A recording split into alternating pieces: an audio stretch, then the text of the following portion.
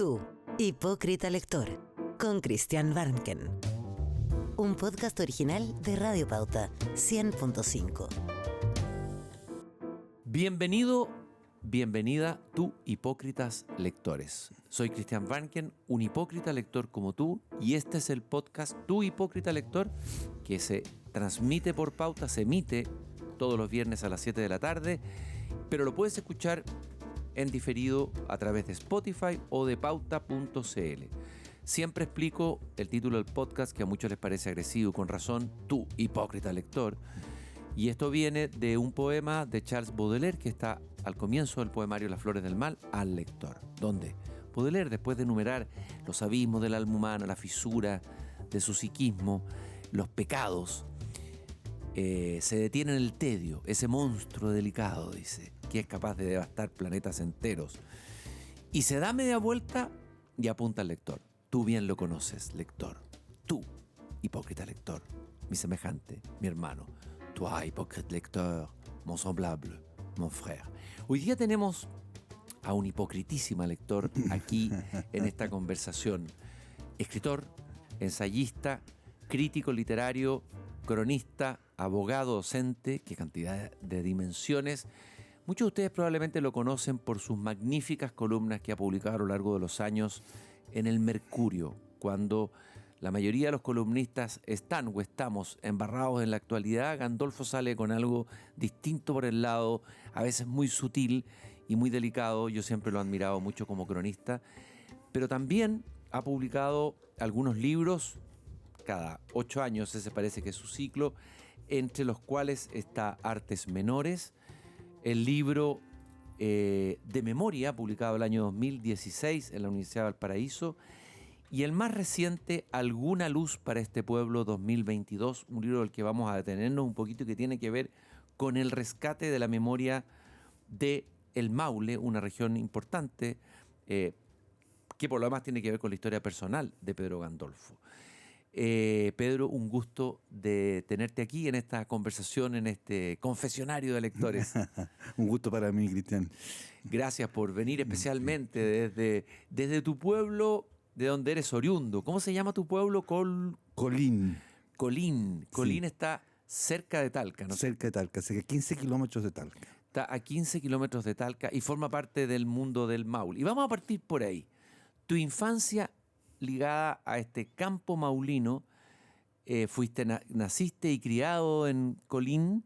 Sí, efectivamente. Y tu familia son inmigrantes italianos que llegaron ahí, me imagino que pioneros, sí, que llegaron en esa zona. Cuéntanos un poco la historia de tu familia y vamos metiéndonos en tu infancia de a poco. Sí.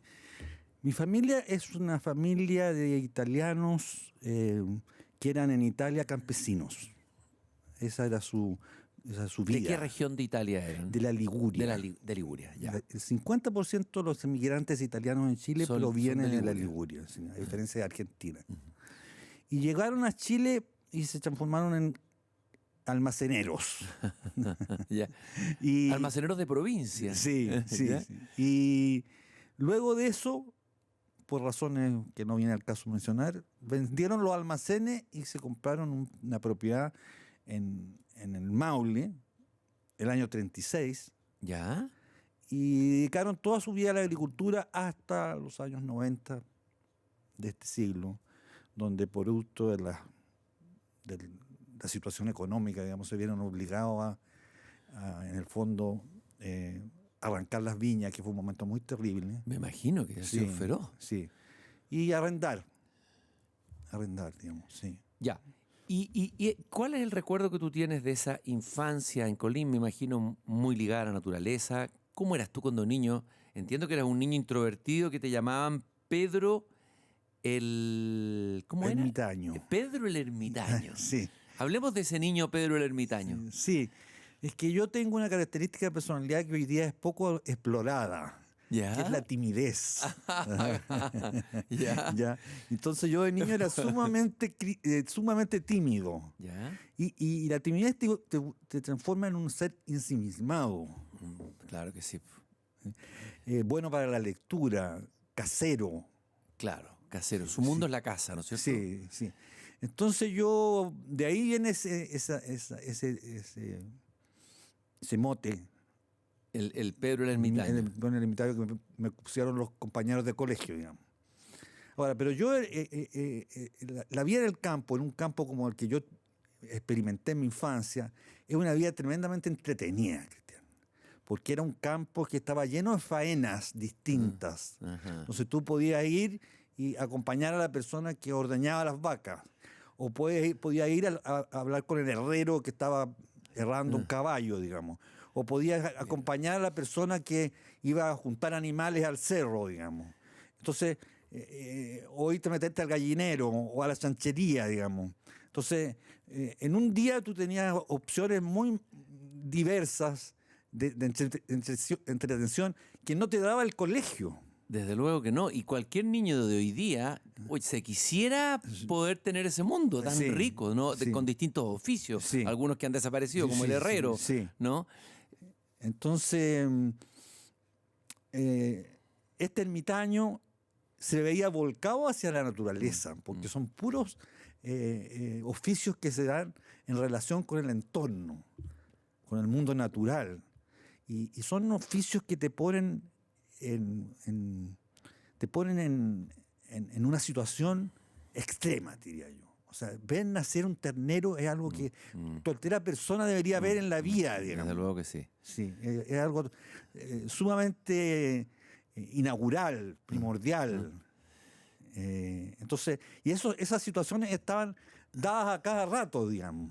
Entonces, como dice en esa preciosa prosa de Gabriela Mistral sobre la infancia en el campo, que los niños que tienen una infancia en el campo aprenden las cosas antes que el nombre de las cosas. Qué interesante eso. Sí. Claro. Y ella era muy crítica de una educación que iba primero a la intelectualización y que se saltaba ese mundo de los sentidos, ¿no es cierto? Del contacto con lo real, con lo físico.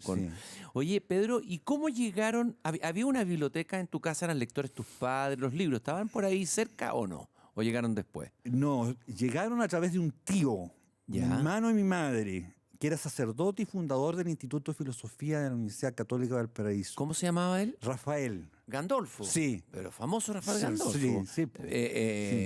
Un gran personaje, Un Rafael. gran personaje, Ahora, sí. háblanos un poquito de él. Bueno, era cura. Sí, ya. Era cura, eso es muy importante porque era un modelo como de santidad, porque mi tío fue un cura, pero impecable, digámoslo así. Y él era un intelectual como de avanzada, por decirte tú. Ya.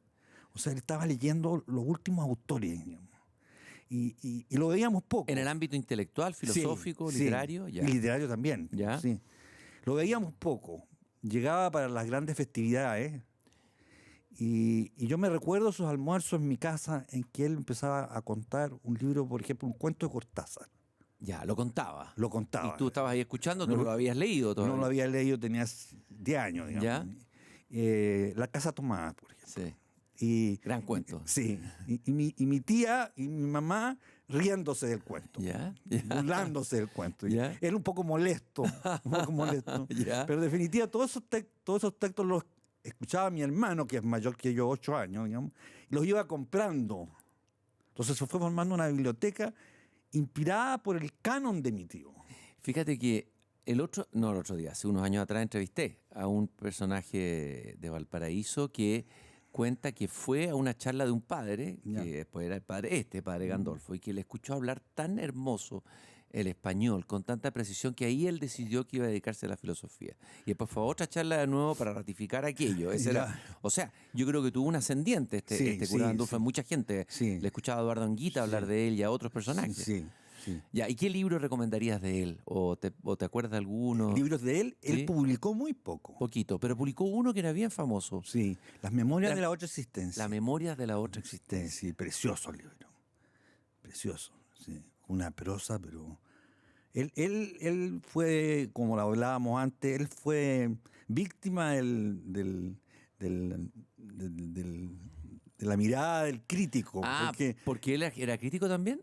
Sí, era muy crítico, no era crítico literario. Pero era muy crítico en las lecturas. En las lecturas, sí. Entonces tenía al crítico adentro. Sí. Y ese libro se lo publicamos nosotros post-mortem. Ah, perfecto. Él no fue capaz nunca de soltarlo. Y creo que apareció una edición de la editorial universitaria. Editorial universitaria, Sí, si lo tengo por ahí ese Sí, librito. sí, Fue es precioso. bello libro. Sí, bueno. Oye, Pedro, ya. Y por él escuchaste estas primeras referencias. No es que él te haya pasado un libro. No. Ya, ok.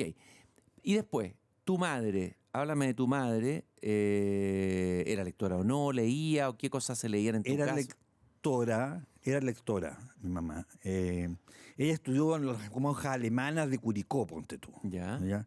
Y por lo tanto adquirió una educación que les permitía leer inglés, leer francés. Ajá. No hablar, Ya, leerlo. leerlo, pero eso te da un Sí, acceso claro. a un mundo muy, muy grande. Entonces, ella le encantaba leer el francés, leer los libros franceses en francés. Ujú. Entonces, leía Proust, Wow. que es difícil, y lo leía en francés. Ya, Leía Stendhal, lo leía en francés. O sea, esos libros estaban dando vuelta por ahí en tu Sí, casa. sí, Y sí. tú por lo menos los veías. Sí, era una muy buena biblioteca, sí. Y era una buena biblioteca. Ya. Sí. ¿Y en qué momento te acuerdas tú que el libro se te convierte a ti en un objeto importante dentro de Sí. esta soledad, timidez Sí. de tu propio mundo, un elemento fundamental, Sí, por decirlo sí. así?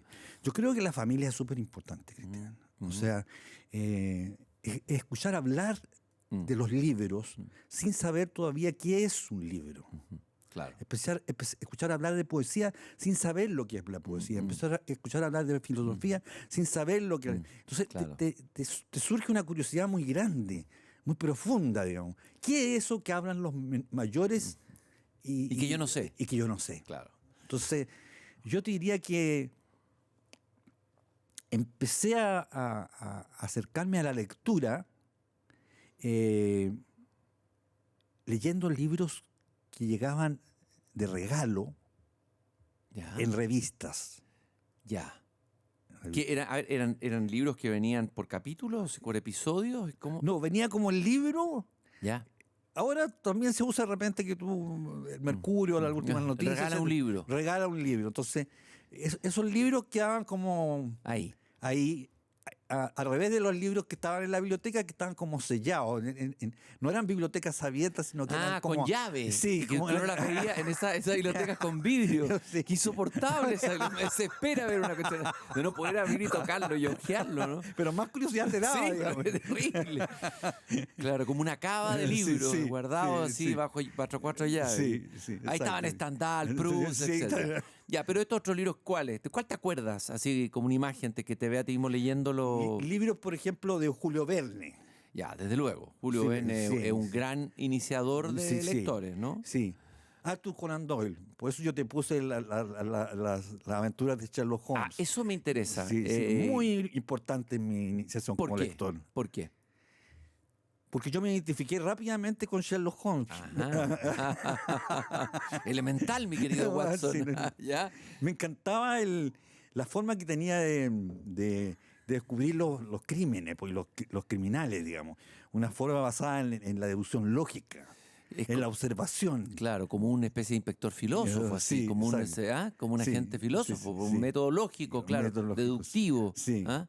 Oye, y este pobre Conan Doyle creo que escribió muchas otras cosas más y Sherlock Holmes lo persiguió, quiso matarlo en una novela y no pudo, la gente protestó. Se rebeló, O sí. sea, porque parece que lo tenía ya chato Sí. el personaje que se le Sí, escapó de las manos, ¿no? exacto. Que es un gran arquetipo Sí, literario. sí. Ya. ¿Y te acuerdas de alguna de esas novelas que pudiera recordar el título? Las 5 pepitas de oro. Famosa, las 5 pepitas. Ya no me acuerdo. ¿Te acuerdas cuál es la trama? No me acuerdo No mucho me acuerdo. yo. Sí. Pero Me me acuerdo acuerdo de el haberla nombre leído. y- ¿Ya?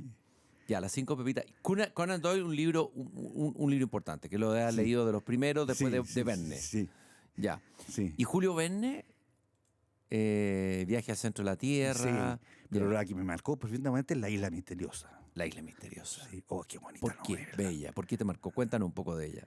Primeras impresiones, así. Sí. Sensaciones. Sí, sí. Bueno, la atmósfera de esa isla. Mm. La atmósfera. El misterio de que hay alguien que está presente, pero no está presente, digamos. Que mueve lentamente los hilos, digamos. Sí, es Sí, cierto. sí. Sí, tiene varias lecturas esa Sí, novela. sí. Ah, yo creo, podría Sí, tener, ¿no? Sí. Por esa cosa enigmática que tiene. Enigmática, sí. Ya, Julio Verne, Conan Doyle. Ok. Vas al colegio. ¿A qué colegio ibas? Un colegio La Salle. Colegio La Salle. Sí, ¿Ya? sí. Que estaba, ¿dónde? ¿En Talca? Talca, En sí, Talca, porque sí. Colín está cerca de Talca. Sí. ¿Y ahí hay algún profesor, ya sea de español, de filosofía, o alguien que te haya marcado, que haya sido como un profesor importante en tu vida? No, No. parece que ninguno. Lo que nos están escuchando la congregación Sí, van a sí. decir, chuta. Muy buen recuerdo en general de ellos, ¿Ya? pero como un profesor marcador. Que no, te haya no, no, marcado la no, lectura, no, no. Pero en ese periodo escolar ya y un poco más grande, ya dejando como la época de la niñez, ¿cuál es el primer libro que te abre la cabeza, que te sacude? Esos libros, yo lo que me acuerdo, no te voy a decir Sí. cuál es para no contaminarte, pero Sí. es un libro que yo lo leo y después de cerrarlo digo, chuta, se me abrió algo aquí que no, completamente nuevo para mí. Sí, Me conmovió. a mí te digo yo que el libro que me impacta es Los Hermanos Karamazov. Ah, era el mismo mío. Mira. No me deja respirar a mí ese Sí, libro. sí. Cuéntame, ¿qué te pasó ahí? Hay personajes que me impactaron mucho, diría yo. Alyosha. Alyosha, Sí, desde luego. Sí, Desde luego. sí. Desde luego. E Iván, diría que yo, Claro. esos dos. El hermano más sí, intelectual, ¿no es exacto, cierto? intelectual. El que le cuenta el cuento del gran El inquisidor. que le cuenta el cuento. Uf. Y después del Gran Inquisidor está el rebelde, me parece. Sí, sí. Sí, Y Alyosha, un personaje que uno no olvida nunca. nunca. eh, Que tiene un cierto símil con el príncipe Mishkin. es como el adelanto de lo Sí. que va a ser el príncipe idiota, ¿no? Sí, sí. En la novela El príncipe Sí, idiota. sí. Hay Esos tan- seres bondadosos Sí. que no calzan. Sí. Sí, Y es tan difícil que un personaje bondadoso resulte literariamente, ¿no? Que Sí, yo creo pues. que es difícil. Sí. Y Dostoyevsky lo logra. Lo logra, exactamente. Sí. Oye, pero tú te puedes decir dostoyevskiano, porque George Steiner tiene un libro que dice Tolstoy o Dostoyevsky. O no, Sí, o seguiste siendo sí. dostoyevskiano, ¿no? Sí. Yo los amo a ambos. Digamos. A los dos. Sí, pues, sí, sí. He seguido leyendo Dostoyevsky, releí una vez por lo menos Los Hermanos Karamazov. También me gusta mucho El Príncipe Idiota, desde luego, pero también me gusta mucho y me marcó mucho Los Demonios.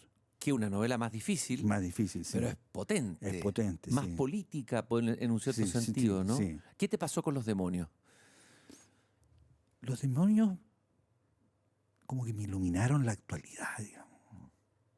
O sea, yo una vez escuché a un experto en seguridad pública norteamericano que decía que en el instituto que podía ser la CIA, ponte tú, al cual él estaba vinculado, que nunca lo Ya. nombró, digamos, se les pasaba obligatoriamente. los ¿Demonios? Sí. Ah, eso habla bien de la CIA. Sí. ¡Qué refinado! Yo lo he imaginado un poquito más bruto. Ya, le hacen leer demonios. Sí, Demonios, sí. Sí. claro, tú Es un libro mucho más intelectual, mucho más ideológico. claro. Sí. Y Probablemente porque Dostoyevsky mismo había militado en ciertas células de grupos Sí. nihilistas o Sí. anarquistas de esa época. Sí. Y bueno, y habla, ahí como que hace un análisis y perfila varios arquetipos de la sociedad rusa, Eso, una inteligencia más liberal, bueno, en fin, de lo que me acuerdo de la novela. sí, Los nihilistas. sí, ¿Ah? sí. La idea de que hay un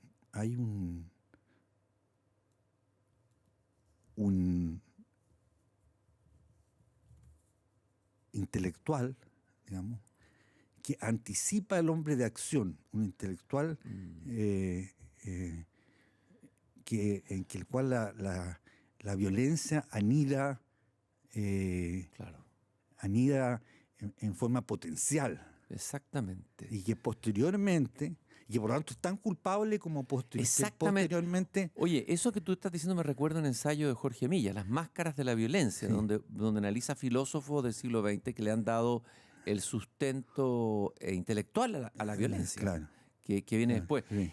Y este libro anticipa, no sé, me imagino que de ahí vienen Lenin, Claro, Stalin, creo claro. que estaban ya los demonios, ¿no? En Sí, potencia, en por decir. potencia, ¿Ah? exacto, sí. Oye, es una tremenda novela esa. Sí. Hoy me dieron ganas de releerla, ahora que estoy conversando contigo hace tiempo que la Karamazov lo leí yo más. Oye, ya, Dostoyevsky, ya, me imagino que tiene que haberte conmovido, eras adolescente, ¿no es Sí, cierto? pues, total. La pasión, La pasión. sí. El- La el- religiosidad tan encarnada. encarnada. no aquella de los libros. Claro, no es una religiosidad blandunga, así como no. que uno escuchaba de los curas de repente Claro, las prédicas, ¿no es cierto? claro. No, esto era además, en el alma rusa, ¿no? ¿Ah? El alma rusa. Exacto. Pucha, eso es. Oye, y Tolstoy, ya, y Dostoyevsky, y después llegaste a Tolstoy mucho después. Sí. Ya, Sí, llegaste sí. después. ¿Y qué encontraste en Tolstoy que tal vez no habías encontrado a Dostoyevsky o que fuera complementario, no sé? Sí, qué difícil decírtelo, Cristian. Pero hay psicología, Sí, de todas maneras. sí. Hay psicología. Si en el fondo no se diferencian tanto, porque está el mundo ruso, de los grandes salones, Sí.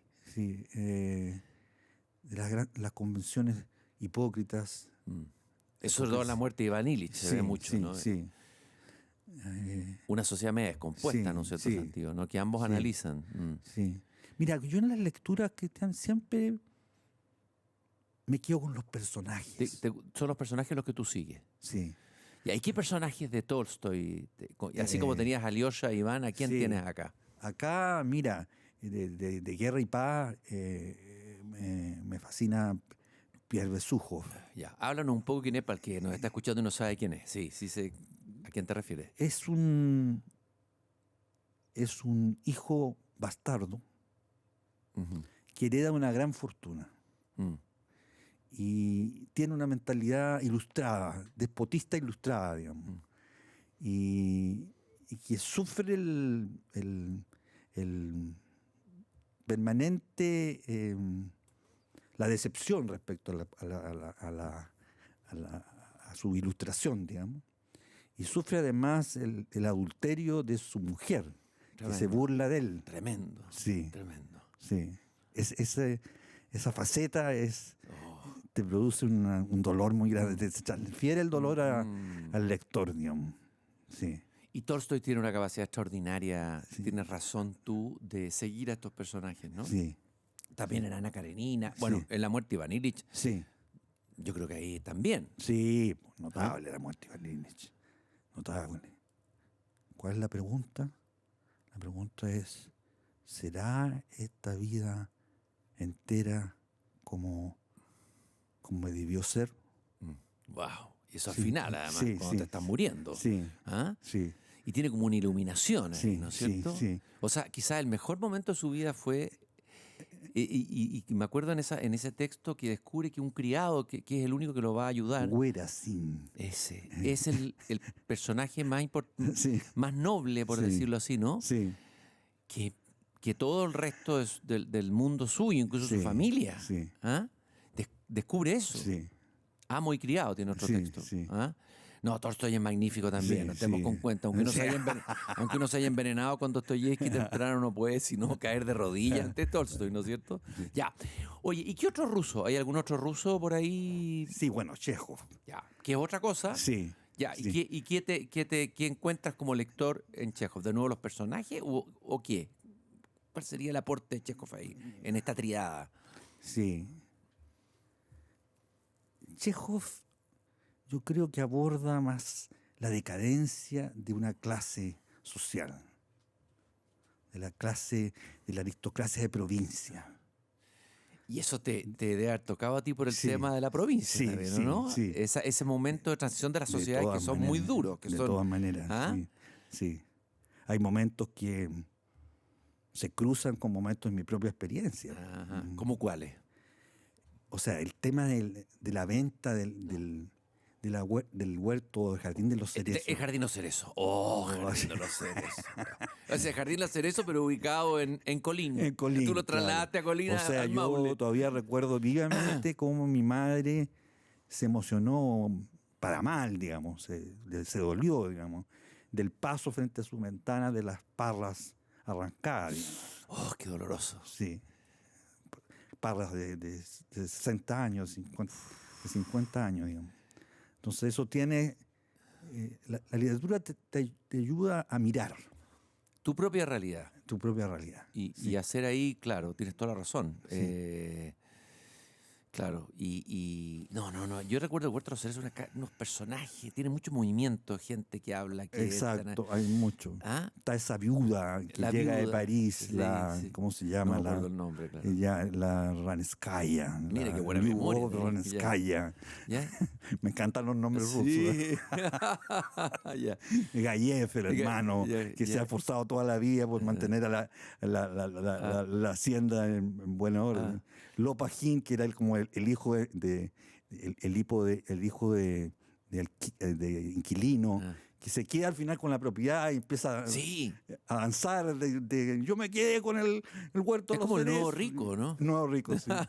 el huerto de los cerezos es mío, el huerto de los cerezos es mío. Oye, te tocó el libro, porque te acuerdas de los personajes. Sí, este libro te tocó, te conmovió. Sí. ¿Ah? Sí, me conmovió mucho. De hecho, toda la obra de Chekhov es estupenda, pero si tú me pides una, yo digo el huerto de los cerezos. Y lo tuyo, tu libro se llamaría Las Viñas. Las Viñas. El libro que tú pudieras escribir sobre ese mundo, ¿no? Sí. Y el fin de ese mundo, ¿no? Sí. Ya vamos a llegar a eso, vamos a hablar del Maule. No, está tan entretenido esto que nos vamos quedando, tengo que ir avanzando, porque si no nos vamos a quedar en esto y no vamos a llegar nunca al Maule, que quiero conversar contigo. Ya. ¿Qué otros libros empezaron a ser decisivos en tu lectura, en narrativa? Fueron sobre todo narradores, más que poetas, ¿no? En esta etapa. Sí, pero también después empecé a recordarme, y hay poetas importantes como Ezra Pound, como Eliot. Sí, porque Eliot me marcó mucho. Porque tú citas mucho a Eliot en un texto, en tu incorporación a la Academia de la Lengua, me parece que ahí lo citas. Burn, ¿cómo se llama el poema? ¿Norton? Sí, Ya. Burn Norton, ya. sí. ¿Por qué Eliot? Mira, muchas veces yo me aproximo a la literatura por la forma. Por la forma. Sí. Y yo creo que... Que es más importante que el fondo, en un cierto sentido, ¿no? Así que podemos dividir forma y fondo en literatura, pero... Sí. Así que diría yo que, respondiéndote así como a la primera mirada, te diría que ese poema me impactó por la forma. Fragmentaria, desperdigada. Anticipa la tierra baldía, ¿no? Sí. ¿Ya? Y el otro tema que a mí me parece importante en Eliot en general es el tema de la infertilidad. Esa roca que se golpea y no da agua. Esa roca no da agua que está en la tierra baldía. Sí. La infertilidad. ¿Qué es la infertilidad de nuestra civilización? Exacto. Entonces, la desertificación. Es desertificación. Eso me tocó mucho a mí. Me tocó mucho, sí. La forma y esa idea como matriz y la reflexión sobre el tiempo. Bueno, claro. Sí, en los cuartetos. En los cuartetos de Eliot. Ahí está el presente, el pasado. Ese gran río del tiempo. Ajá. Sí. Como pocas veces yo creo ha sido el tiempo expresado en imágenes de manera tan poderosa como ahí, digamos. El tiempo como un gran río que se desplaza. Me parece que esa imagen es muy poderosa. Sí. Muy heraclitiano, ¿no? Sí. Y ahí tú piensas en el río Maule, ¿no? Sí. Tu propio río, ¿no? Importante ese río, ¿no? Sí. Oye, ¿y qué otro poeta? Porque vimos narradores, ¿no es cierto? Así como Eliot, en tus lecturas, en tu formación poética, en tu oído, que te haya... ¿Qué otro poeta? Sí. Proust. Me sonaste. Me hiciste trampa, pero voy a aceptar la trampa. Marcel Proust en Bus, claro, poeta por su prosa, ¿no? Por su prosodia y su... Yo creo que hay gran cantidad de poesía en prosa en el siglo XX. Sí. Y en Proust, en la búsqueda del tiempo perdido. Por algo Neruda dicen que leía a Proust antes de escribir Residencia en la Tierra, y que hay influencia de Proust en Neruda. En Neruda, sí. Y en escritores chilenos como Germán Marín, ponte tú. Así, ¿eh? Sí, mucho. Marcado por Proust. ¿Y qué es lo que tiene? ¿Cuál es la poesía de la prosa de Proust? Yo creo que yo vinculo la poesía formalmente, esencialmente con la metáfora y el símil. Y Proust construye símiles, pero permanentemente. O sea, es un gran productor de símiles y metáforas. Y en ese sentido su prosa es poética, digamos. Totalmente. Y por otro lado tiene ese ritmo que todos dicen, la frase de Proust, Sí. es una frase que se desencadena, pero yo creo que Proust tiene un ritmo muy preciso que es endecasílabo. Digamos. El endecasílabo. Sí, entonces yo creo que por ese lado, por esos dos lados que yo te he señalado, uno se entra en Proust y entra en un mundo poético. Ahora sería en francés el endecasílabo o para ellos el alejandrino, a lo mejor. Alejandrino, a lo mejor, Claro, porque sí. es un verso más largo. Más Nosotros, largo, sí. la traducción nuestra tal vez. Sí. ¿Y qué traducción buena hay de Proust que tú pudieras recomendar en creo español que para la gente que no sabe francés? Sí, yo creo que la primera, La primera. sigue siendo insuperable, la de Salinas, digamos. La de Pedro Salinas. Pedro Salinas. Oh, sí. que es un poeta, además. Un Entonces, poeta, claro, tiene- sí. Él hizo probar esa transposición de un verso a otro, ¿no? Sí. Oye, ¿hay alguna escena o un personaje, así como hablamos de Alyosha, de los personajes del Huerto de los Cerezos que recordabas tan bien, que me impresionó? ¿Algún personaje, o ya que te gustan los personajes, qué personaje de Proust? ¿Qué personaje de Proust? Bueno, yo creo que el gran personaje de Proust es el narrador, Marcel, El Marcel, claro. que es nombrado con ese nombre solamente 3 veces en la ópera. Mira, eso es significativo, ¿ah? Sí. El resto está anónimo. Ujú. Además de Marcel, bueno, el barón de Charlus. Ya, háblanos de él. ¿Qué te recuerdas de él? Este es un noble que tiene más títulos nobiliarios que la reina de Inglaterra, digamos. ¿Ya? O sea, la reina de Inglaterra debería arrodillarse. Rendirle pleitesía Sí, ya, sí. a él, ¿ya? Ya. Es un homosexual. Claro, sí, po. Sí, sí. Que no obstante ser homosexual, como que le rinde pleitesía a la virilidad. Tiene todo un credo a favor de la virilidad, digamos. Claro. Y no obstante, con el paso del tiempo empieza a afeminarse. Interesante. Sí, como que... Bueno, hay mucho de Proust ahí, yo creo. Sí, ¿ah? pues, sí, Hay pues, algo sí, muy sí. autobiográfico, Sí, muy sí, personal, yo creo, sí. ¿no? Estás escuchando un podcast original de Radio Pauta, 100.5. Hay una escena, tú me estás pidiendo una escena. Una escena, sí. Sí. Un momento. Sí. Aparte el de la Madeleine, porque es el no, típico, claro, ya sé, no. el típico de la Es Madeleine. un momento en que él ha regresado del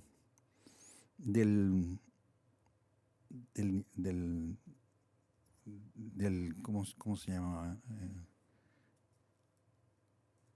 Hospital, pues ya de otra manera, a donde ha pasado 20 años, porque Proust de repente hace un salto temporal muy fuerte, digamos. O sea, él que es tan lento en describir una acción, de repente dice, yo he regresado de mi hospital y han pasado 20 años. Entonces, él está en su casa y ve que hay una invitación a una fiesta del príncipe de Guermantes. Sí, claro, sí, ya me estás haciendo recordar. Sí. Y ahora me estoy acordando. Y toma un carro y empieza a internarse por las calles de París con este Sí, coche. esa escena, ¿verdad? Con este coche, camino a la residencia del príncipe de Guermantes, y de repente ve una figura que se esconde detrás, que va caminando y dobla en una esquina, y él le parece como una figura misteriosa, bella, etcétera, etcétera. Se baja el coche y le empieza a perseguir. Qué verdad. La empieza a perseguirla, y de repente la va a encontrar, y de repente se le vuelve a escapar, hasta que finalmente a la vuelta de una esquina se encuentra de frente con ella, y es Madame Verdurán. Imagínate. Sí. Oye, esa escena es potente. ¿Y Sí. cómo hace que uno esté ahí realmente, Proust? Está. Ese es el milagro maravilloso Sí, de su... sí. Oye, y bueno, y es obvio que uno de los temas de Proust, más que los temas, no sé, él da memoria, ¿no es Sí, cierto? la memoria, Y yo sé que esa es una línea de tus trabajos, de tus libros, de Sí. tus preocupaciones y temáticas, Sí. la memoria. A ver, Sí. Yo la he tratado, Cristian, en el sentido que para mí el trabajo del arte, el trabajo de la escritura, tiene como fuente fundamental el desentrañamiento de la memoria. O sea, yo visualizo, no es el único, pero visualizo un nexo entre la memoria y la creación, la creatividad, digamos. Y mi trabajo como escritor da cuenta de ese nexo, digamos. O sea, yo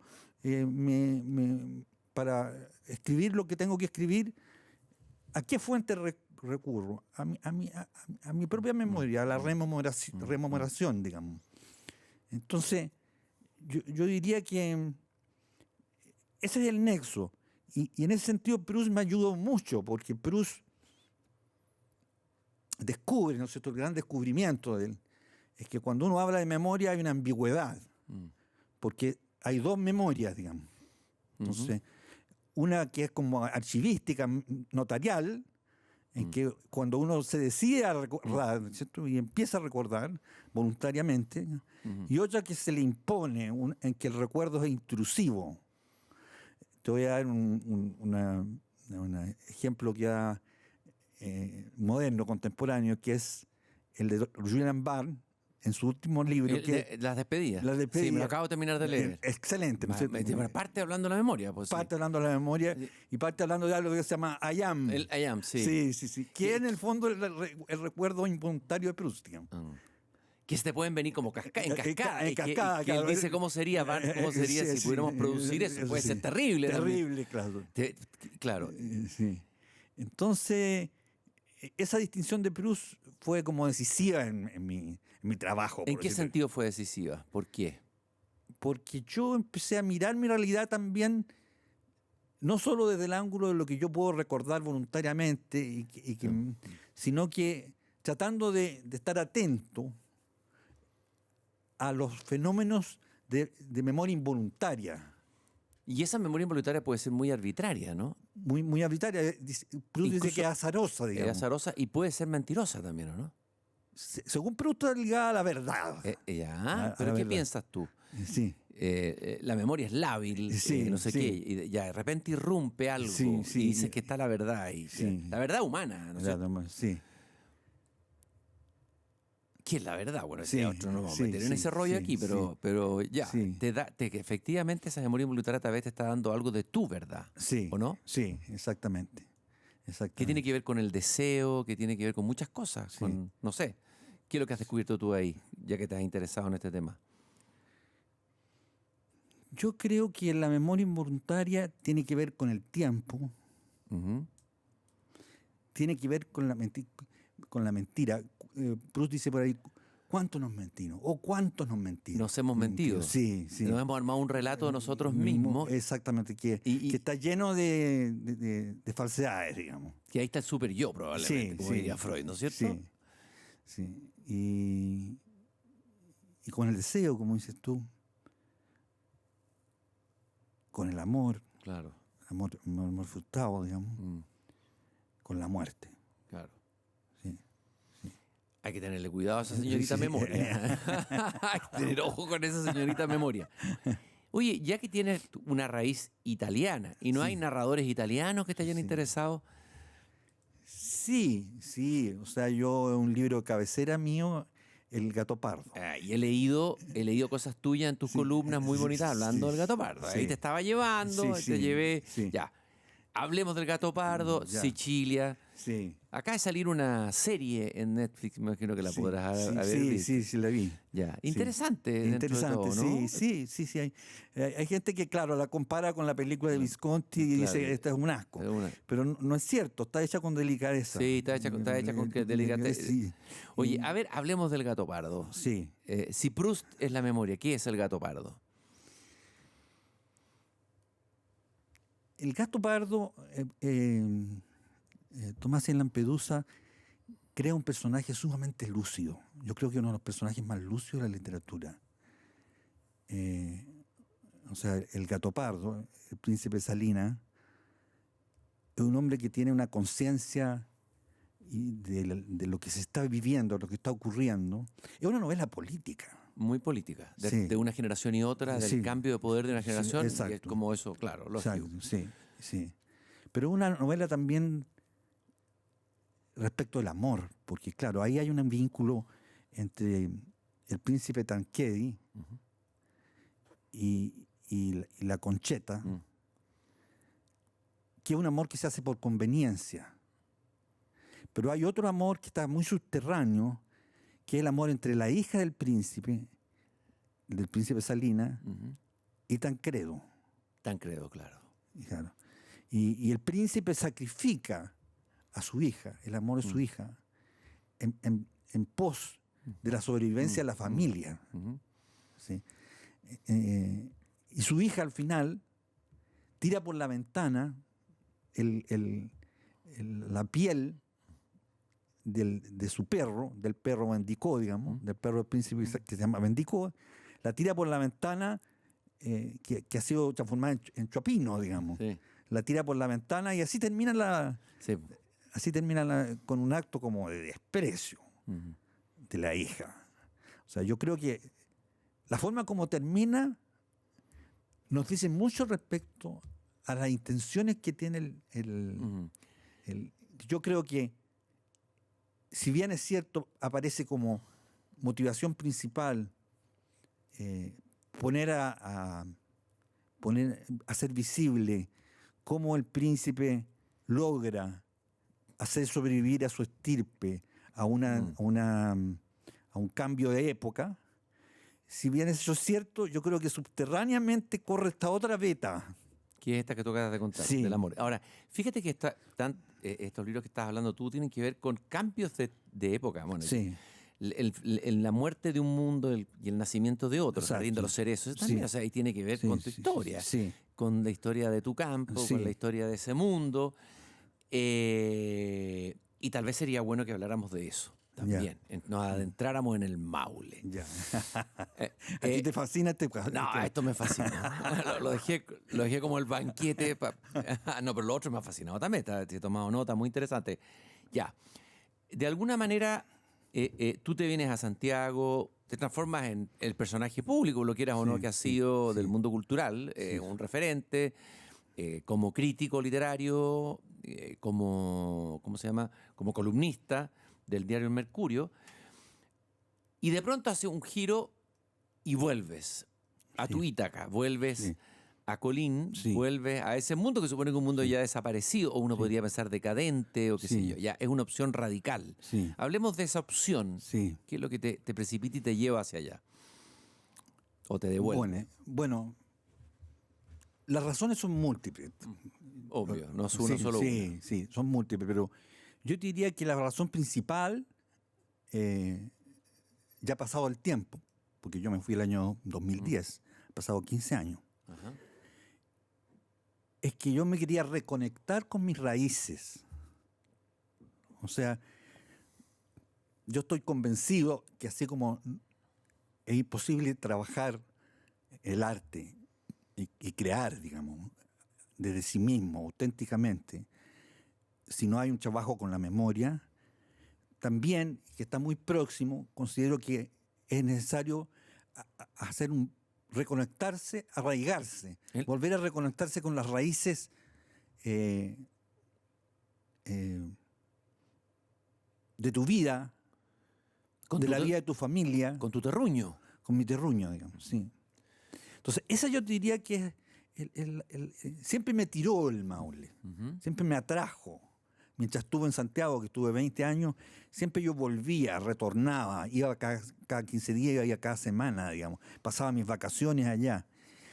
Entonces hubo un momento en que se dieron las condiciones y yo opté por hacer de esa tendencia, de esa inclinación, un acto ya definitivo, digamos, porque yo creo, si Dios lo quiere, que yo no me voy a mover más de ahí, digamos, te digo yo.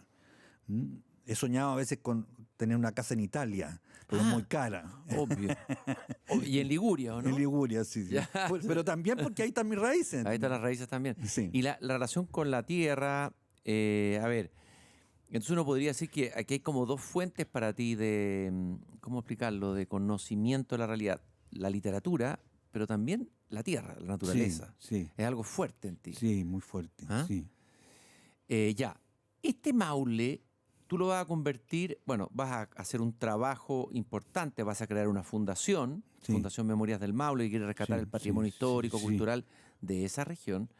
Eso va a incluir una biblioteca de todos los libros que se han escrito, los libros más importantes que se han escrito sobre el Maule.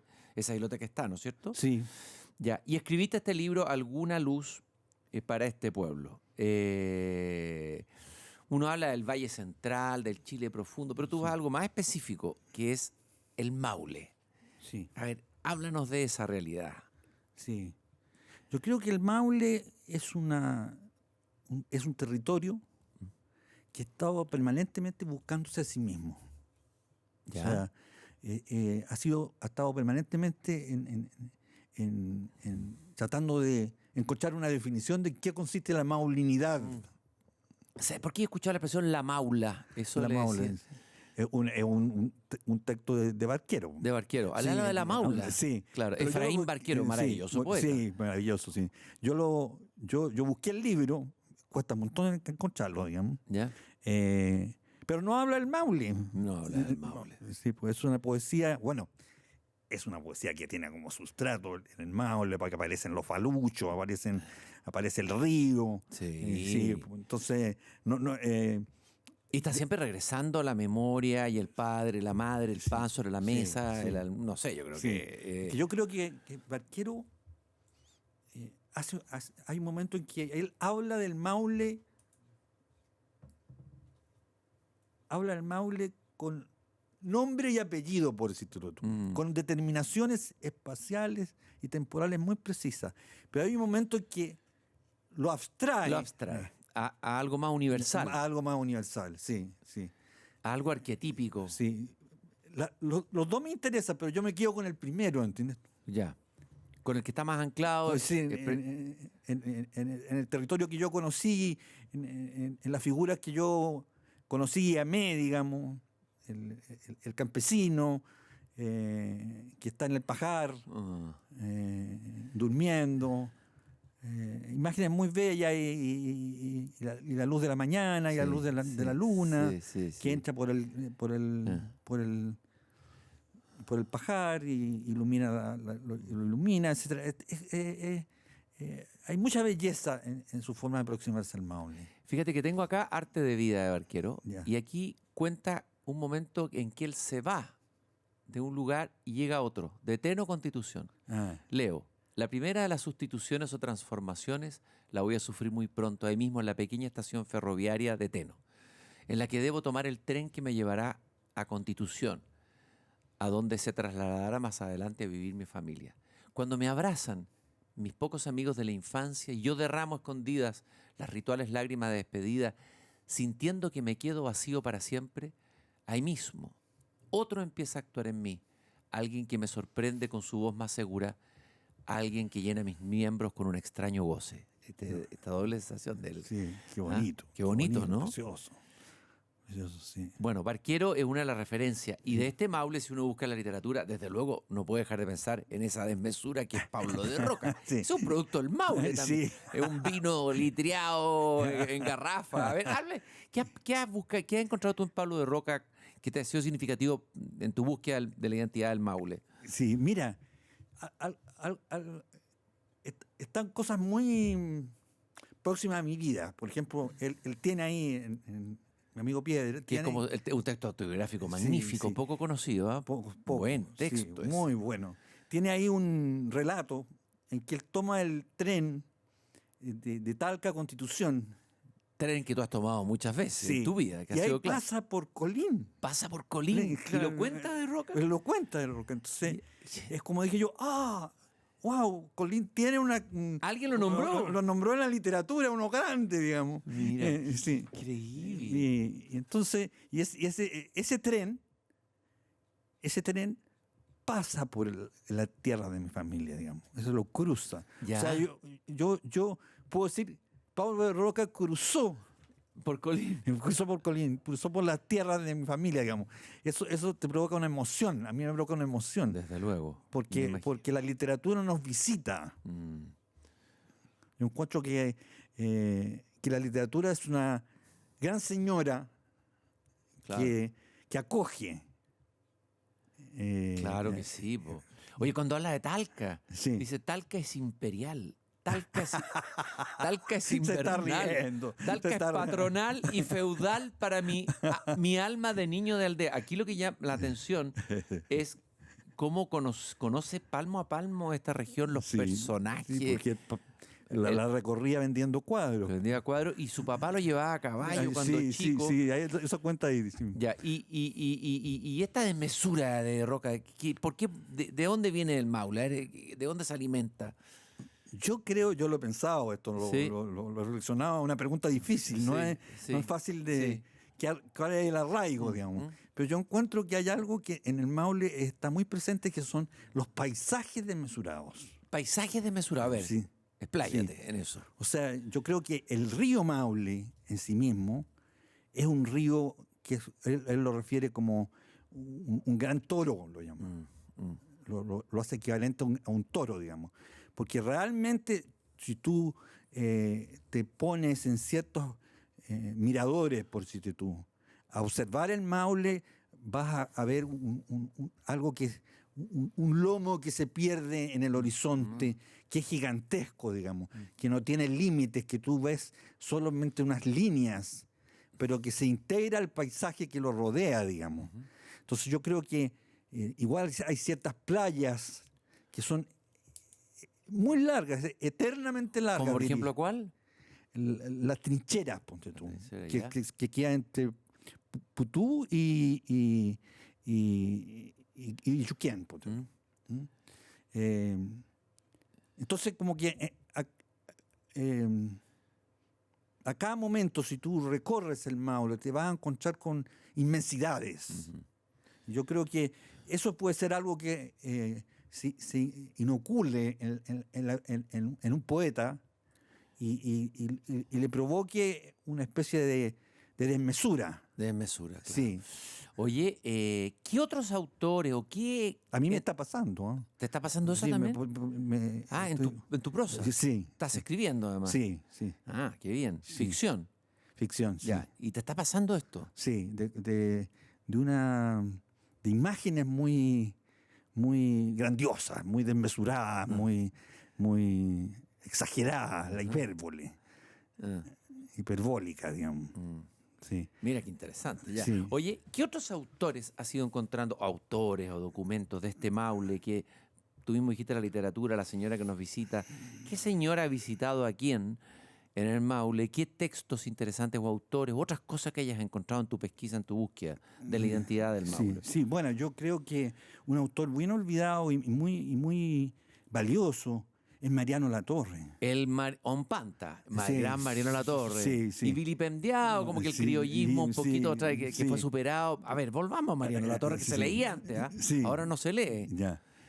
A ver, Surzulita. Surzulita. Sí, ¿Ya? Surzulita, ¿Qué es lo que sí. te gusta de Mariano Latorre? ¿Qué cuenta Latorre? ¿Cuál es el mundo que nos trae en sus novelas?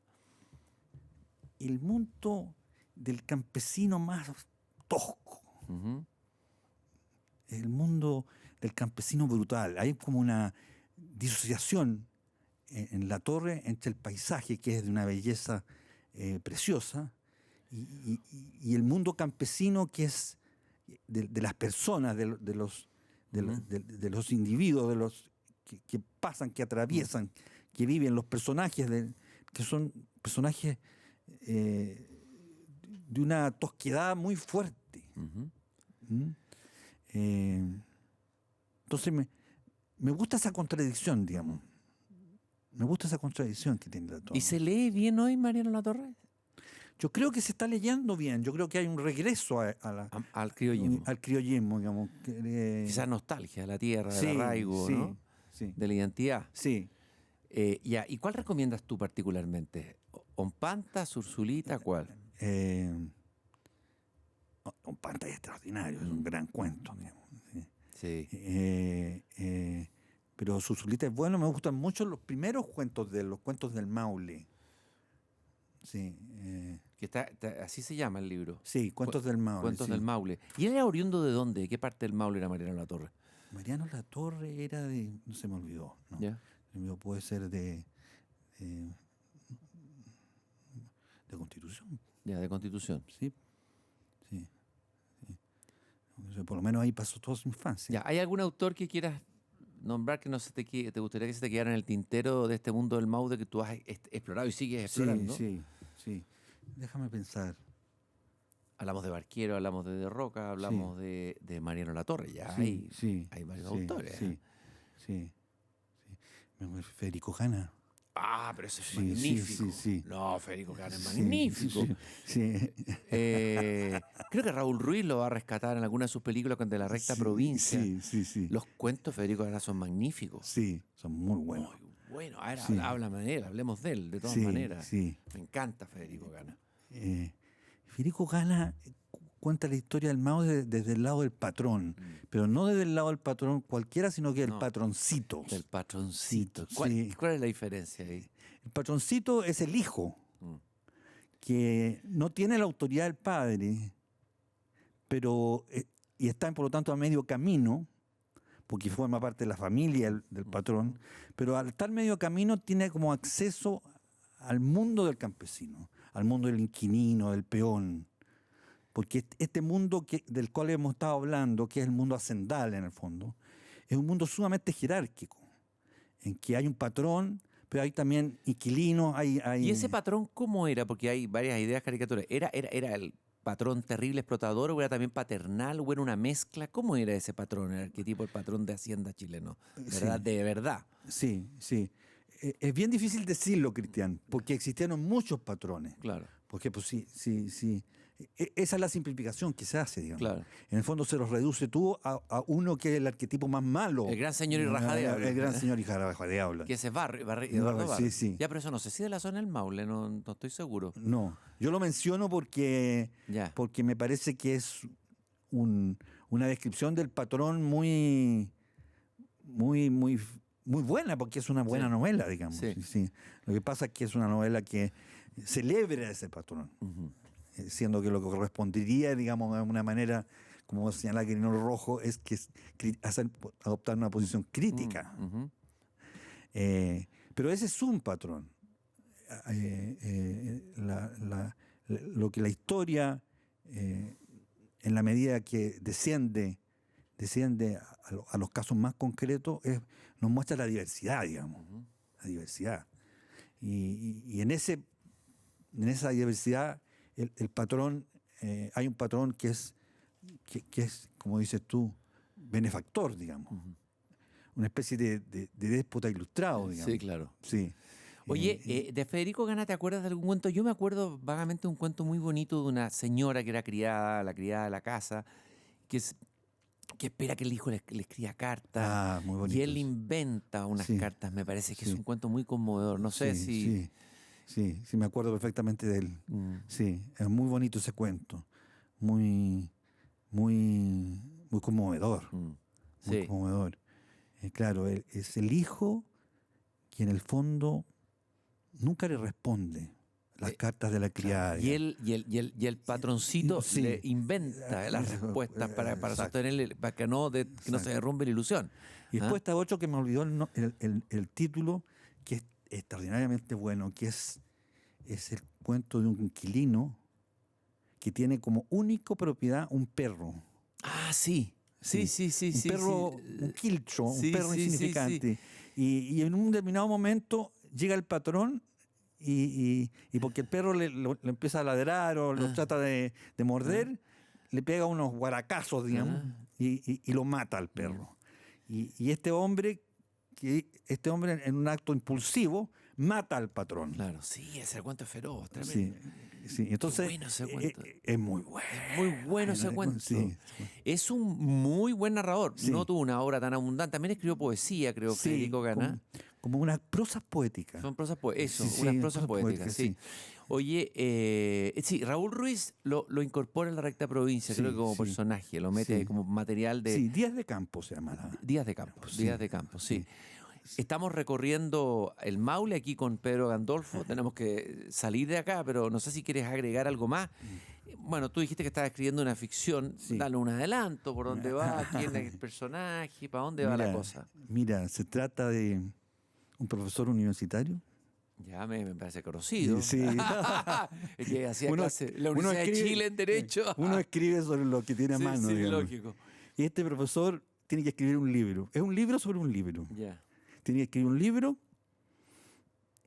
y arrienda una casa en el campo para aislarse. La típica. Sí. ¿Ya? Convencido de que aislando se va a escribir el libro. ¿Ya? La ilusión típica. Y entonces el libro cuenta como los fragmentos de este ensayo que está escribiendo, que es sobre el claroscuro. Sobre el claroscuro, ¿ya? Sí. Y por otro lado, hay otra línea que va contando la casa. ¿Dónde está? La casa donde está, digamos. Y sus habitantes anteriores. Y ahí hago la ficción, en el fondo, que en esa casa antes existió otra casa y otra casa. Entonces va retrotrayendo, esa línea va retrotrayéndose en el tiempo. Mientras la otra línea avanza en su carácter reflexivo, ensimismado. Mira qué interesante. Sí. Bueno, ahí está el Maule a plenitud. Sí. Tu Maule en, Sí, en sí. esta ficción, Está, ¿no es cierto? está muy presente. Oye, nos quedan pocos minutos, Pedro. Sí. Pucha, se nos fue la maravillosa conversación, pero quedaron cosas en el tintero. Una de tus líneas, no sé cómo llamarlo, de tus intereses ha sido la cultura clásica, la tradición humanista, que aparece en varios de tus textos y Sí. columnas. Así de ese mundo de la tradición clásica, ¿cuáles son los autores más entrañables para ti o más fecundos en tu... o a los que vuelves tú cada Sí, cierto tiempo? sí. Nómbranos un par o lo primero O sea, para mí va a ser siempre importante la Odisea y la Ilíada. La Odisea de la Ilíada, ya, Sí, ok. sí. Homero lo he estudiado, no solo lo he leído, sino que lo he estudiado, me he metido en él. Me gustan algunos poetas latinos. Me gusta Píndaro. Píndaro. Sí, me gusta. O sea, hay poetas Sé líricos. tú quién eres. Sí, El hay poetas imperativo- líricos griegos que Sí. me gustan mucho. Arquíloco. Safo, Arquíloco. Claro. Y después, Pero Homero, pero espérate, detengámonos en Homero. Pues. sí, Démosle un tiempo al caballero este. Sí, tremendo caballero. Sí. A ver, ¿qué hay en Homero fundamental para ti? Como lector, ¿en qué sentido fundamental? sí, mira, por ejemplo, yo doy vueltas siempre sobre los mismos temas. O sea, en la Odisea, yo lo que veo es la nostalgia por la casa, digamos. Claro. El dolor de regresar. El Eso dolor de significa regresar. no estoy, Sí. algia, dolor, ¿no es cierto? Dolor. En griego. Entonces, la leo entera Qué maravilla. de acuerdo a ese criterio. digamos. Imagínate. Sí.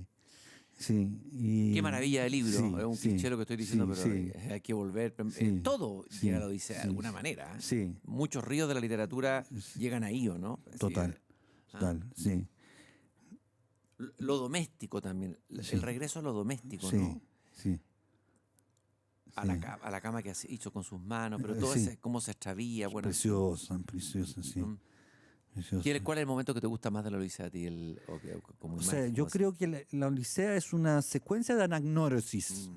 O sea, de reconocimiento en que dos personas se encuentran y dicen, fantástico, tú eres tú. Claro. Entonces, la análisis más importante es la análisis final, Con Penélope. en que Penélope finalmente, después de muchas reticencias, reconoce en este mendigo, reconoce Al hombre. Al hombre, digamos. Sí, A su hombre. sí. Pero también está ahí, yo encuentro como afinidades con Proust, por ejemplo, que en el sentido de que lo que impide que uno reconozca a otro es el paso del tiempo. Si Odiseo no está disfrazado en realidad, está más viejo. Está más viejo. Y la mujer también está Sí, más pues, vieja. sí. Que yo de repente voy al café acá de la Tarria. Y te encuentras con alguien más viejo. Sí, y yo estoy viejo ya y la persona no me reconoce, digamos. Claro, eso ocurre. Es tremendo. Sí, es tremendo. Entonces, tiene mucha actualidad, digamos. Tiene Bueno, mucha actualidad, sí. vamos a ver cómo está la película. Sí. Yo ahí me preocupo de Christopher Nolan, que se estrena en estos días. Vamos a ver cómo está la película. Ya. Oye, no puedo dejar de preguntarte algo que no tiene que ver con literatura, pero a lo mejor sí. Tu interés o tu proyecto sobre Caravaggio, que es un pintor que a mí también Sí. cuando lo conocí me fascinó. Tiene que ver de nuevo con la luz, que a ti parece que Sí. es un tema Sí. o algo que te ha preocupado. ¿Por qué te interesaste en Caravaggio? Porque lo vi muchas veces, me impresionó y me dieron ganas de hablar sobre él. Busqué todos los libros porque son todos, porque tengo en la biblioteca varios estantes, todos los libros que se han escrito sobre Caravaggio. Fui a la exposición del año 25 en Roma sobre Caravaggio, que habían 23 Caravaggio. Pero llegó un momento que yo dije, yo no tengo nada nuevo que decir sobre Caravaggio. No, realmente me metí en una camisa once varas y no tengo nada que decir. Entonces, quizás, en vez de Caravaggio, el claroscuro. El claroscuro. Y ahí empezó el otro libro. Ahí empezó la ficción. Sí. Pero está Caravaggio de alguna manera... Sí, lo menciono muchas veces, digamos. El claroscuro, claro. Claro. Que es el que aparece en esta ficción que estás escribiendo ahora. Sí. Alguna luz para este pueblo, ahora el claroscuro. El claroscuro. Lo último, no puedo dejar de preguntarte, bueno, tú has cultivado la crónica, has cultivado la columna, que también tiene a veces algo de crónica, es un género que te ha interesado. Sí. Dentro de ese género, ¿qué cronista te podrían ser para ti, no sé si referenciales o rescatables o recomendables? Bueno, Joaquín Eval Bello. Bueno, ¿por qué? ¿Por qué Joaquín Eval Bello? Porque lo leían en mi casa. Ya, ok. Pero lo disfruto enormemente. Me río. Oye, uno lo disfruta. Sí, ¿Qué es lo que tiene? sí. Tiene, no sé lo que es una liviandad en buen Sí, sentido, sí. pero ¿qué es lo que tiene Eval Sí, Bello en su Sí, cuál es? sí. Bueno, voy a ser ciútico, pero como dice Barthes, Barthes, Barthes, ya. Barthes, un texto es gozoso cuando ha sido escrito con gozo. Yo lo interpreto así a Barthes. Ya, claro. Y yo creo que es un hombre que escribía desde el goce. Desde el goce. Y eso aparece en la superficie del texto, eso aparece, digamos. Y uno lo siente vibrar, la alegría, la picardía. ¿Hay algún texto que te acuerdes de él en particular o un...? No me acuerdo ninguno. Hay una conjunto crónica que está bajo el título de un hotel, me acuerdo, pero ya no me acuerdo cuál es Sí, ese tampoco. o sea, Bueno, ahí la memoria. Hotel Odo. Hotel Odo. Sí, Ese, Hotel Odo. sí. Porque debe hablar de ese hotel Sí, seguramente, sí, ¿no? sí. Pero ¿qué es lo que un cronista contemporáneo podría aprender de Bello en el oficio de escribir crónica hoy? Un cronista chileno. Yo creo que lo primero que tiene que hacer es leerlo. Ujú. Leerlo bastante. Y empaparse de Joaquín Eval Bello, digamos. Y yo creo que una mirada sobre la actualidad, Ujú. porque cronista viene de cronos. Tiempo. Sí, entonces es el que de alguna manera saca una fotografía a la actualidad, digamos. Sí. En cambio, los chilenos estamos como muy en el aire. Yo estoy muy en el aire en mis columnas. Como que... Le falta Cronos. Me falta crono. Ya. Sí, sí. Y eso es lo que hace a un cronista. Claro, porque somos más cairos a lo mejor, Sí. por la cosa poética, Sí, no sí, sé. sí, Somos sí. más cairóticos Sí, los chilenos, un puede poquito ser. pretencioso suena, pero... Sí. Oye, Pedro, yo te quiero agradecer este maravilloso recorrido que hemos hecho. Nos has abierto las puertas de tu casa en el Maule. Ese sonaxial, me encanta esto de que estés escribiendo una ficción, que el crítico permita y deje al narrador contarnos Sí. esa parte del país que necesitamos conocer más. Hemos anotado mucho lo que están escuchando, pero ya anotaron varios libros que dan ganas. Yo me voy a ir a releer, y ya me lo releí varias veces, El Jardín de los Cerezos. Sí. Bueno, me dieron ganas locas de volver Sí. a leerlo, entre otras cosas que tú acabas de citar. Quiero agradecerte esta conversación. No, yo quiero agradecerte a ti, Cristian. Has sido muy amable y muy generoso. Por favor, Sí, no, sí. nada, yo he sido instrumento aquí nomás. Sí. Tú has sido generoso al venir y a compartir con nosotros el mundo de tus lecturas. Ya, gracias. Y mucho Muchas éxito en lo que estás escribiendo. Y nosotros, queridos auditores, nos encontramos de nuevo en el próximo capítulo de Tu Hipócrita Lector, el próximo viernes a las 7 de la tarde aquí en Pauta, pero tienen la posibilidad de seguir los capítulos anteriores en Spotify y también en la página de pauta.cl. Muchas gracias por habernos acompañado. Hasta la próxima. Tu Hipócrita Lector, con Christian Warnken. Un podcast original de Radio Pauta 100.5.